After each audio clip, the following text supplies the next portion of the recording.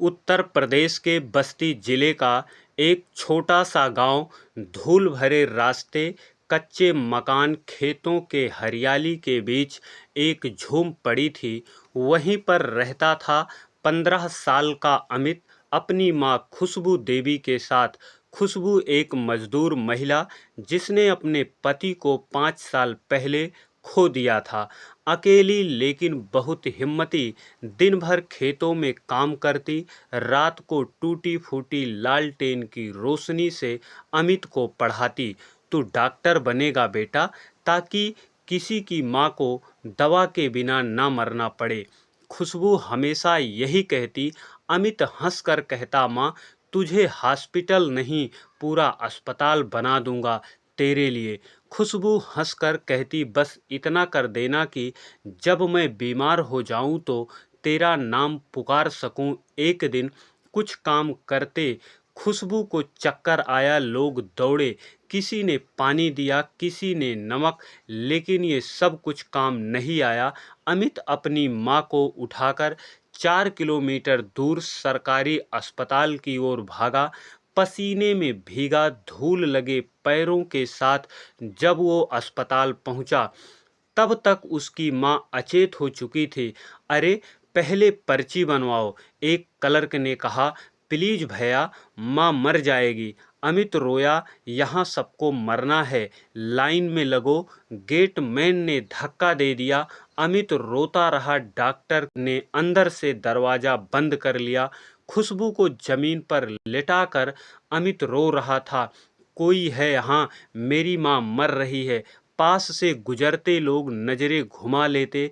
आखिरकार जब माँ की सांसें रुक गई तब एक नर्स बाहर आई। उसने खुशबू की नब्ज देखी और सिर हिला दिया। अब ये नहीं है, ले जाओ बॉडी। अमित बेहोश हो गया। माँ की मौत के बाद अमित की आंखों में केवल एक दृश्य था, कलर की बेरुखी, डॉक्टर का बंद कमरा और कागजों का ढेर। उसी दिन उसने कसम खाई, मैं डॉक्टर बनूंगा, ऐसा डॉक्टर जो बिना किसी पर्ची के मरीज देखे। फिर एक दिन इस अस्पताल को खरीदूंगा। खुशबू की डेड बॉडी जल रही थी। अमित खामोशी से वहीं बैठा रहा। उसकी आंखों में आंसू नहीं बचे थे, गालों पर राख लगी थी। आंखों में माँ के बालों की स्मृति और दिल में एक आग। वो चिता की लपटों को देखता रहा और मन ही मन कुछ कह रहा था। माँ, मैं हारूंगा नहीं। अब जो भी करूंगा वो सिर्फ तुम्हारे लिए करूंगा। माँ, तुम्हारा सपना अब मेरा प्रण है। अगले दिन वह गांव के स्कूल गया। मास्टर जी ने देख लिया। आंखें सूजी हुई थी, कपड़े गंदे। उन्होंने अमित को अपने पास बुलाया। बेटा, अब क्या करेगा? पढ़ूंगा। अमित की आवाज़ कांप रही थी। पर अब कोई माँ इलाज के बिना ना मरे, इसलिए डॉक्टर बनूंगा। मेडिकल कॉलेज जाऊंगा। मास्टर साहब की आंखें नम हो गई। उन्होंने अपनी पुरानी मोटरसाइकिल से लाइब्रेरी भेजा, जहां पहली सीढ़ी नीट की शुरू होती है। अमित के पास पैसे नहीं थे। वो स्कूल के बाद एक होटल में बर्तन धोने लगा। जो कुछ मिलता उसी से बुक खरीदता। पुराने टॉपर्स की बुक मांग कर पढ़ता। नींद खो गई थी, परंतु उम्मीद का दीप जलता रहा। एक दिन होटल में एक ग्राहक आया जो लखनऊ के एक कोचिंग का प्रतिनिधि था। उसने अमित को पढ़ते देखा और प्रभावित होकर कहा, तुम टैलेंटेड हो, लखनऊ आओ, मैं फ्री में कोचिंग दिलाने की कोशिश करूंगा। अमित अगले दिन एक थैले में किताबें और माँ की तस्वीर लेकर लखनऊ के लिए बस पकड़ ली। लखनऊ की भीड़ भाड़ जो उनके लिए नई थी, पहले दिन ही एक पॉकेट मार ने उसकी जेब काट ली। पैसे खत्म, खाना नहीं। वो एक मंदिर के कोने में बैठकर अपनी माँ की तस्वीर देखता रहा। वहीं एक वृद्ध प्रसाद बांट रहे थे। अमित को देखा तो पूछा, बेटा भूखा है? नहीं बाबा, सिर्फ डॉक्टर बनना है।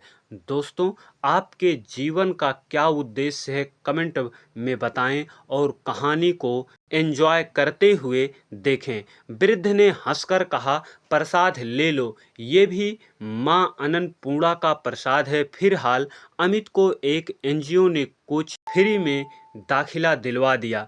एक कमरे में 5 छात्र रहते, ट्यूब लाइट और एक पंखा, खाना अपने आप बनाना, कपड़े अपने आप धुलना, पढ़ाई भी खुद की जिम्मेदारी। अमित की चप्पलें इतनी घिस चुकी थी कि पैर जमीन को छूते। उसके दोस्त ग्रीन चप्पल वाला डॉक्टर कहने लगे, लेकिन अमित हंसता क्योंकि उसे पता था ये ग्रीन चप्पल एक दिन सफ़ेद कोट में बदल जाएगी।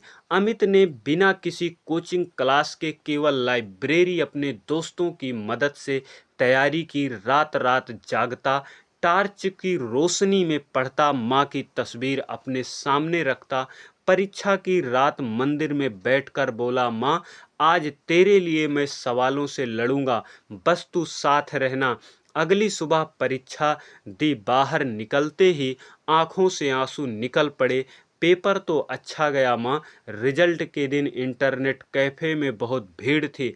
अमित ने जब रोल नंबर टाइप किया तो स्क्रीन पर लिखा था, congratulations MBBS all India ranks. वो एक कोने में फूट फूट कर रो पड़ा। सभी लोग समझे वो परीक्षा में फेल हो गया, लेकिन वो माँ के लिए रो रहा था, जो अब उसको देखने के लिए जिंदा नहीं थी। वो यही सोचता, काश आज मेरी माँ जिंदा होती तो ये सब देखकर कितना खुश होती। अब अमित मेडिकल कॉलेज का छात्र था। उसे सफ़ेद कोट पहनाया गया। जब पहली बार उसने आईना देखा, माँ की बात याद आई, जब तू डॉक्टर बनेगा तो कोई माँ बिना इलाज के नहीं मरेगी। अमित ने कोट में माँ की एक पुरानी फोटो सिलवा दी, जो आज भी उसकी सबसे बड़ी प्रेरणा थी। कॉलेज में अमित को शुरुआत में ही उसकी सादगी, पुरानी किताबें, टूटी हुई चप्पल के लिए ताने सुनने पड़े। कुछ बच्चों ने उसे गांव वाला कहकर हंसने लगे, लेकिन अमित चुप रहा। वो जानता था कि उसका रास्ता कांटों भरा है। एक बार जब प्रैक्टिकल क्लास चल रही थी, एक छात्र बेहोश होकर गिर गया। सब घबरा गए, लेकिन अमित ने तुरंत नब्ज देखी, सिर उठाया और सीपीआर देना शुरू कर दिया। प्रोफेसर दौड़ कर आए, बोले, तुमने किसी की जान बचाई है बेटा, यही असली डॉक्टर है। कॉलेज के हॉस्टल में उसके पास चारपाई नहीं थी। वो एक टूटी स्टूल पर बैठकर किताबों झुकता रहा। कई बार बैठे बैठे नींद आ जाती, गर्दन एक तरफ झुक जाती। उसकी आंखें बंद होते ही सपनों में माँ की मुस्कान आ जाती। उसके दोस्त उसे छोड़ते, लेकिन अब इज्जत भी देने लगे। उसका सपना अब सबको दिखने लगा था। एमबीबीएस के पहले साल की परीक्षा के समय अमित की चप्पल फिर टूट गई। उसने पुराने बेल्ट से चप्पल सिलवाई और उसी चप्पल में परीक्षा दी। परीक्षा सेंटर में कई प्रोफेसर ने महसूस किया कि यही लड़का सबसे पहले आता और सबसे देर तक रुकता है। नतीजा आया, अमित टॉप 3 में था। पूरे कॉलेज में चर्चा होने लगी, ग्रीन चप्पल वाला टॉपर। अमित पैसे बचाने के लिए हॉस्टल का खाना नहीं खाता।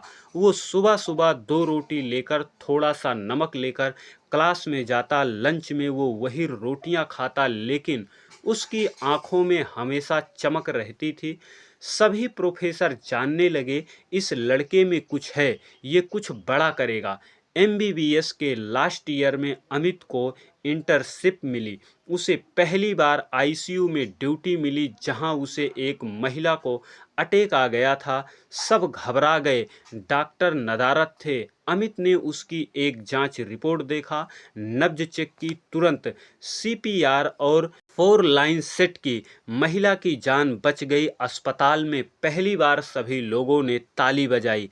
अब अमित डॉक्टर है, असली डॉक्टर। इंटर्नशिप के दौरान एक दिन लावारिस शव लाया गया, सभी ने नाक सिकोड़ कर हट गए। अमित ने पीपीए किट पहनकर शव की जांच की, मृत्यु प्रमाण पत्र बनाया और अंतिम संस्कार की व्यवस्था की। उसके इस कर्म को देखकर पूरा स्टाफ आश्चर्यचकित था। नर्स बोली, आज पहली बार किसी डॉक्टर ने इंसान देखा है। कॉलेज के फाइनल समारोह में अमित को गोल्ड मेडल मिला। उसने स्टेज पर मां की तस्वीर उठाकर कहा, आज मैं जो कुछ भी हूं मां की वजह से हूं। इस तस्वीर ने हर दर्द में मेरा साथ दिया। वादा करता हूं मां, एक दिन तुम्हारे नाम पर अस्पताल बनाऊंगा। कॉलेज खत्म हुआ, नौकरी नहीं मिली। अमित ने कई अस्पताल में अपना रिज्यूम दिया, लेकिन जान पहचान के बिना कहीं नौकरी नहीं लगी। आखिर एक एनजीओ अस्पताल ने उसे एक इमरजेंसी डॉक्टर की नौकरी दी। वो दिन रात मरीज देखता, फ्री में दवा देता, ऑपरेशन सीखता। बिना थके उसकी लोकप्रियता इतनी बढ़ी कि आसपास के गांव के लोग उसे देखने आने लगे। एक दिन एक एनजीओ सदस्य ने बताया, अमित, तुम्हारे गांव के सरकारी अस्पताल की नीलामी होने वाली है, वो अब बंद होने वाला है। यह सुनकर अमित कांप गया। वही अस्पताल जहां उसकी मां तड़पती रही। उसने तुरंत अपनी थोड़ी सी कमाई और एनजीओ से मदद लेकर बोली में भाग लिया और बोली में सबसे आगे रहा, जीत गया। अब वह अस्पताल अमित का रहा। जब अमित ने अस्पताल संभाला, आगे पुराने क्लर्क, नर्स, स्टाफ उसे पहचान नहीं सके।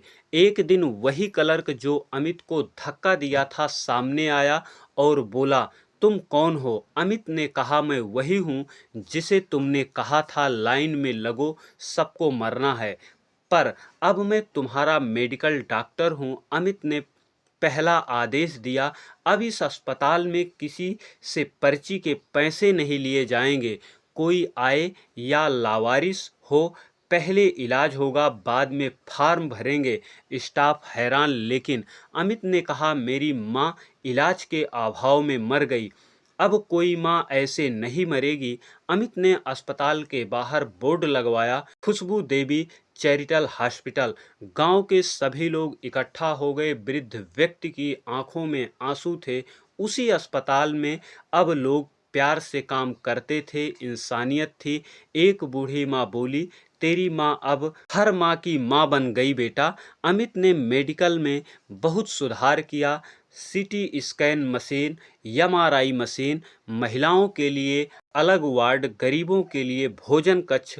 उसने नर्सिंग स्टाफ को सम्मान दिया, पुराने स्टाफ की ट्रेनिंग कराई। अब वह अस्पताल पूरे जिले का मॉडर्न नंबर 1 बन चुका था। एक दिन वही डॉक्टर जो अमित को भर्ती करने से मना कर चुके थे, किसी बीमारी के चलते अस्पताल लाए गए। अमित ने खुद उनका इलाज किया। जब डॉक्टर ने आंखें खोली तो अमित सामने खड़ा मुस्कुरा रहा था। डॉक्टर बोले, माफ कर दो बेटा, मैं तुम्हें पहचान नहीं पाया। अमित ने सिर झुकाकर कहा, माफी नहीं चाहिए, अब सेवा ही मेरा उत्तर है। रात के समय अमित अस्पताल की छत पर खड़ा हुआ, हाथ में माँ की फोटो लिए उसने आसमान में देखा और कहा, माँ, अब कोई बेटा दर दर नहीं भटकेगा, कोई माँ अस्पताल के दरवाजे पर नहीं मरेगी। उसी समय तेज हवा चली और ऐसा लगा जैसे माँ की मुस्कान उसके चेहरे पर उतर आई हो। इस तरह की कहानी सुनने के लिए चैनल को सब्सक्राइब जरूर करें। दोस्तों, कहानी के माध्यम से हमारा उद्देश्य किसी की भावनाओं को आहत करना नहीं, किसी को परेशान करना नहीं। हमारा उद्देश्य आपको जागरूक करना, सचेत करना है। फिर मिलते हैं एक नई कहानी के साथ अगली वीडियो में। तब तक के लिए आप सभी को बहुत बहुत धन्यवाद।